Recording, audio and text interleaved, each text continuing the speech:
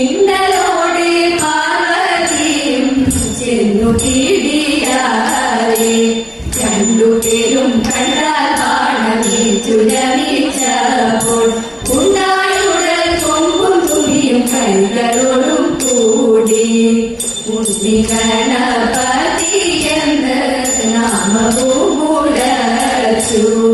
പിന്നെയും ഉണ്ടായ മകൻ നാളുമുഖത്തോടെ നിരായുധൻ എന്ന പേരുമിട്ടു നീലകണ്ഠൻ വേരുമേന്തി ഹരിചിരം വന്നു കുടിക്കൊണ്ടു.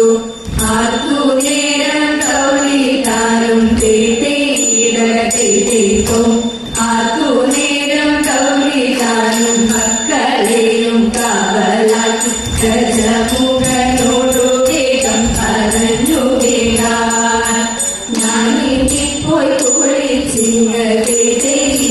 കുളിച്ചിങ്ങേതേക്കും ഞാനിപ്പോയി കുളിച്ചിങ്ങ് വരുവോളവന്റെ മകൻ അച്ഛന്റെ മടിയിൽ നിന്നും ഇറങ്ങിടല്ലേ